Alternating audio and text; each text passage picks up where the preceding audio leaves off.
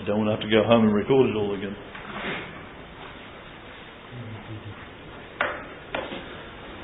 Okay, so on Wednesday night, we remember an event that happened over 2,500 years ago in Shushan, the capital of the Medo-Persians in Edom province, the Edomites.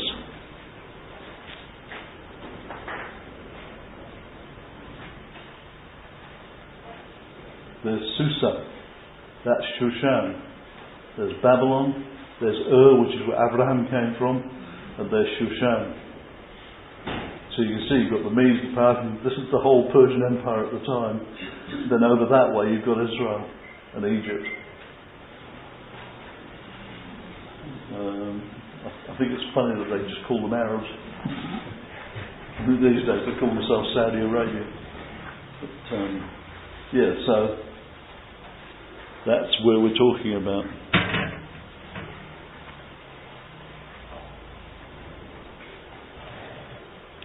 So Shushan was the capital of the Medo-Persians, which was established by Cyrus, who wasn't actually a Persian, he was Greek.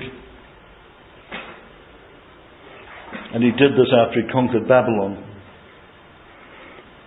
Shushan has actually been rebuilt and sits not far from and from Babylon. To place it in context, the Babylonian exile was in place as prophesied. And then when Cyrus, a Greek, then instituted a hostile takeover and was king when Daniel had his visions while living in Shushan. Nehemiah was the cupbearer to that king and was actually allowed by him to rebuild Jerusalem. As I say, Daniel's tomb is still in place in modern Susa, it's called now, in Iran. Then came Ahasuerus or Xerxes, who had a feast to display the spoils of conquest. And his queen Vashti, who obviously didn't know her place and refused to come to the feast, was executed. And then they had a beauty pageant, Miss Persia, which was won by Hadassah, a Jewish orphan who was looked after by a cousin, Mordecai. And as queen they called her Esther or Ishtar, the moon goddess, the source of the word Easter. Not long before, in David's time, as king, Yahweh ordered him to destroy all the nation of the Amalekim. But he disobeyed. And because he disobeyed, he's caused untold misery even up to the present day. Haman was Xerxes' viceroy in Shushan and had a title other than that, the Agagi. The Agagi is the hereditary title of the Amalekite kings, proving that even Shmuel didn't finish the job as he was ordered. Because David hadn't done it, Shmuel was ordered to finish the job, and he obviously didn't, because here we have a descendant of the Amalekite kings. And this survivor had a pathological hatred of all Jews. And he survived and was determined to avenge his whole family.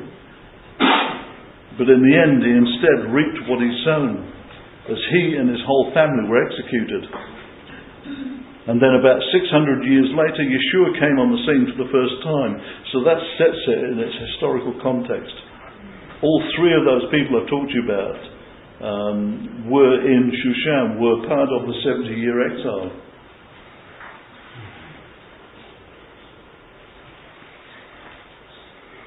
So this week, as we celebrate Purim, I don't know if celebrate's quite the word, it is in some ways, because we celebrate redemption, restoration. It's a festival of collective survivals. Not just in Shushan, but also repeatedly, again and again and again, through the many dark blood-stained passages of time that we've come through. Like the 80 or more complete expulsions of Jews and the confiscation of all of their finances over 1700 years from various countries in Europe. We've been completely expelled as a race at least 80 times. And of course, when they do that, they just happen to confiscate all of our finances and possessions, which was the reason for kicking us out. People who borrow money have a real problem with paying it back.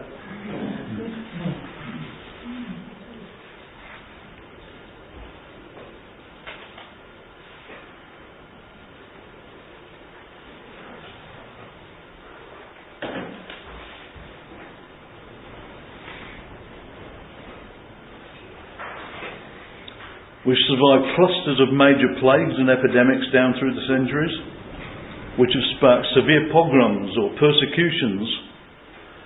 And these persecutions were based on accusations and rumours that still abound today, that because we survived, we must be responsible for them. Totally disregarding the fact it's because of our hygiene practices down through the centuries that have kept us from a lot of these plagues.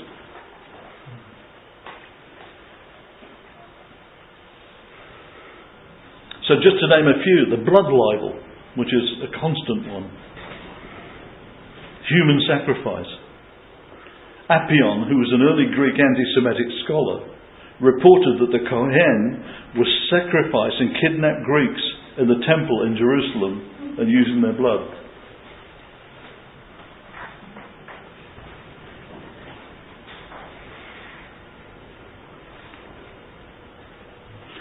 And then that was followed by persistent ongoing accusations throughout Europe that children were being abducted and their blood used in the Pesach ceremonies. And on Friday nights when we have Erev and we have the wine and the challah. So these rumours have come down through thousands of centuries and it's still reported today.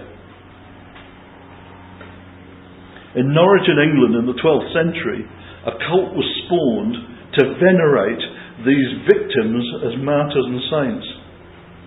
Right through to World War II, Poland, and most present day, Muslim cultures, including the so-called Palestinians, still accuses us of the blood libel. It's never gone away. The current official Catholic calendar of saints still contains many, many of their names. And also because Catholics, and by default Anglicans, Eastern Orthodox and Lutherans, believe in the 12th century doctrine of transubstantiation, hocus pocus. They believe that the bread and the wine actually becomes the actual blood and actual body of Christ. Their only disagreement is about how it happens. And as I've said before, they accused us of stealing their wafers at communion. We're doing unspeakable things to the wafers, piercing them and chewing them and burning them. But they had a cunning plan. Instead of putting it into the hands, as they used to do, they started to put it directly into the mouth and stood there and watched to make sure it was consumed so that you couldn't steal them and take them home. The penalty for all of this, of course, was wholesale massacres and forced conventions, which has always been our usual penance. Then we move on to another favourite, well poisoning. With such examples as the Black Death, the 1340s bubonic plague, the third pandemic in Asia that spread worldwide for 200 years, well into the 20th century. All our fault. And other outbreaks throughout the centuries worldwide. And the latest spin on this ongoing saga by Muslims is that we are also responsible for the spread of AIDS.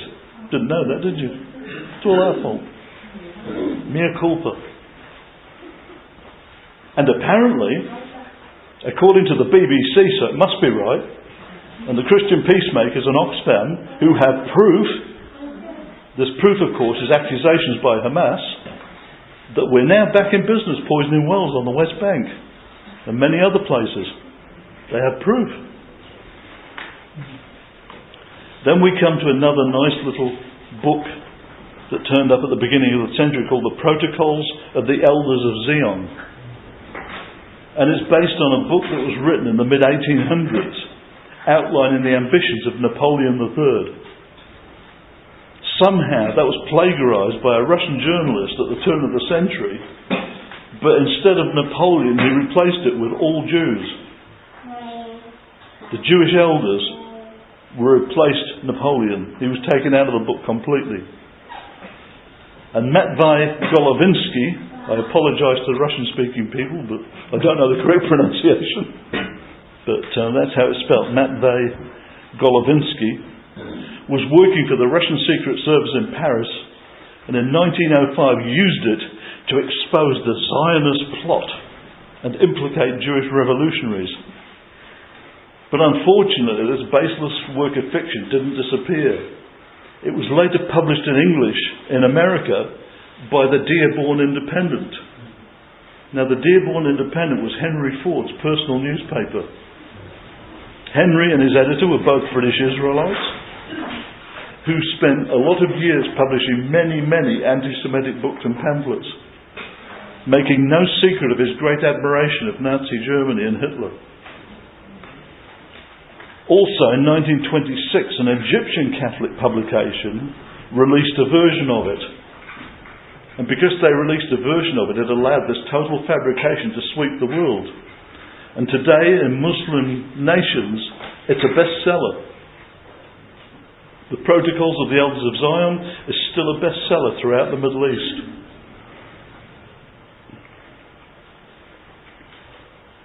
It's still published today in Egypt and in Syria in 9 languages. And Saudi Arabian school textbooks teach it as a factual book, as do other countries, including America. Those of you that know Walmart, which is one of the biggest chains in America, had to be forced to stop selling it. Why? Because they were selling it as a factual book. It was in the non-fiction section, not the fiction section. And so they were forced, because of 1 or 2 Jewish groups in America, to take it off the shelves. Hitler used it as a school manual. It was one of the manuals that was used in German schools.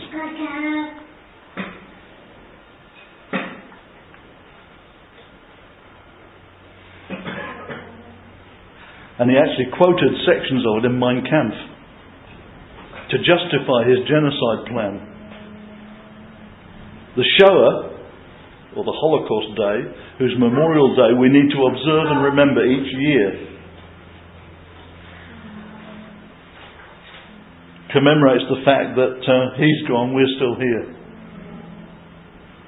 And in 2007, not the first time, the Vatican ambassador boycotted this Memorial Day over human rights issues.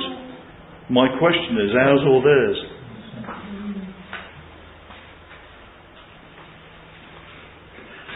And the ever popular in church circles, replacement theology, has been around for as long as the church has been around, since the 4th century.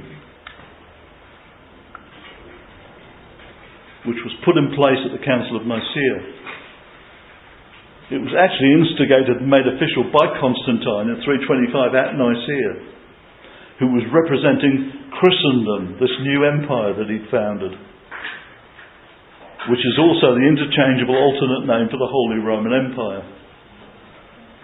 And in fact, the kings of Spain and France have both been called the Holy Roman Emperors at various times through the years. Many modern versions now have stemmed from this monumental fraud of replacement theology, which basically says that the Jews now have inherited all the curses and the church has inherited all the blessings. That's a very rough outline of it.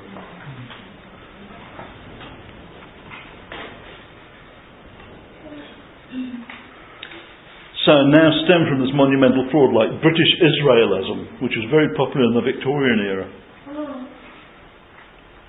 Which is basically, in other words, Britain's replaced Israel. Or Anglos, as they call themselves. In the 1700s, it's a claim that people of Western Europe are descended from the so-called 10 lost tribes. And that America is Manasseh, and England is Ephraim.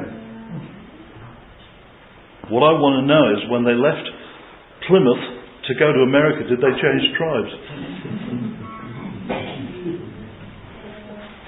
Newsflash, all 12 tribes are alive and well and were never lost, unlike the replacement theorists who definitely are.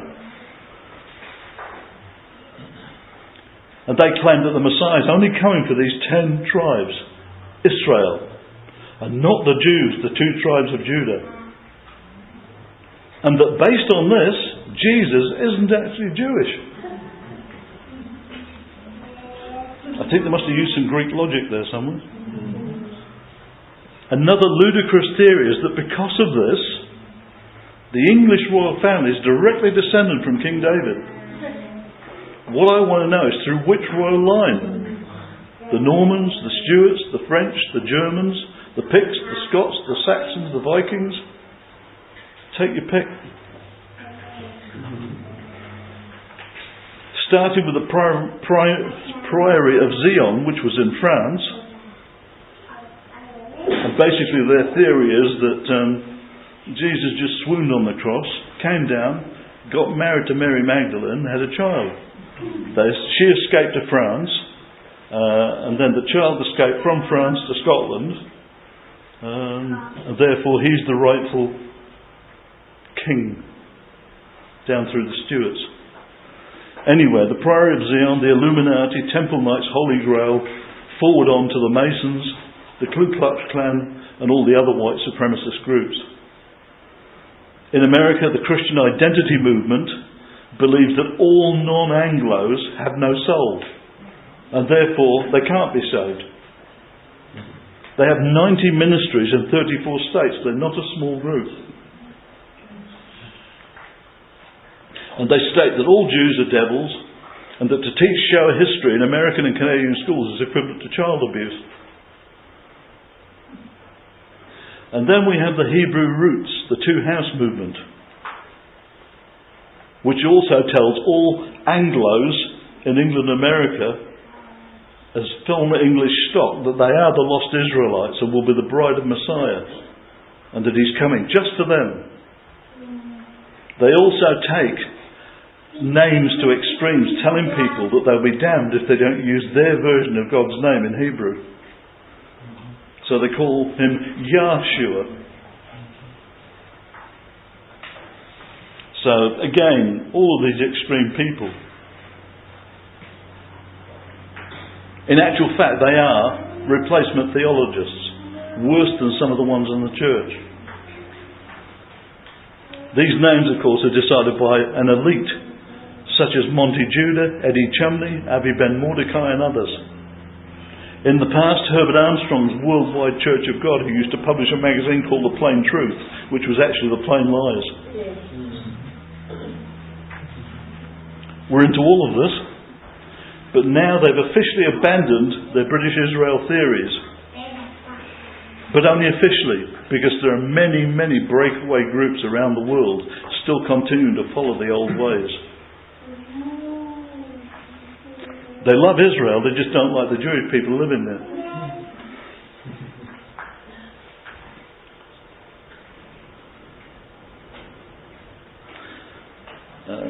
There are many groups based around the world. British Israelism is still alive and well with different names. Based in Melbourne, Australia and in New Zealand, the rest of the world, and many others, including one called the Revival Centre International, Pentecostal British Israelism, and many others. But remember that we're not wrestling against flesh and blood, but against principalities and powers. This is a spiritual battle that we're in. And even though we lose a few battles, in the end we will win the war. How do I know? The back of the book tells me so.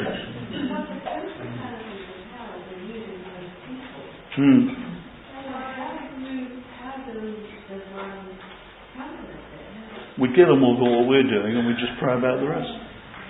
We just get on with what we're doing. We don't spend all of our time with that. We just pray about it against the principalities and powers involved. And we get on with our job. We're responsible for what we're responsible for. We're not responsible for what they do. That's between them and Yahweh. have to do spiritual too. Jeff, I saw the one at work actually, who is actually revival from Australia and also the Indian tribe. We argued for 2 years, now we don't talk for 3 years. And it's a good option because it doesn't lead anyway. No. And it's quite sad, because we are only two believers in the company. But that's how it is, because they are cult, very strong, the dogma are very strong. And one of the most public faces of the revival centre in New Zealand was Jim Hickey, the weather guy. Yeah, and I go he's not part of them now, but he was. There's a website about ex-members on Facebook. Yes. There's a lot of hurt people, hundreds absolutely. of people left the cult. Because they were abused spiritually. Serious problems. They're not nice people, that's all I'm saying. You join them inside out. When we were involved in ministry on the North Shore in Auckland, we spent a lot of time with a lot of people who come out of the revival centre. So many injured, hurt, wounded people. So as I say, but if that group's not there, another group will come. They're just all different forms of the same problem. People deny that there is such a thing as replacement theology. If you're taught that the church has replaced Israel, that's replacement theology.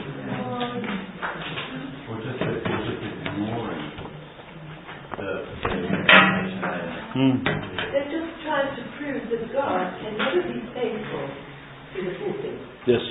Right.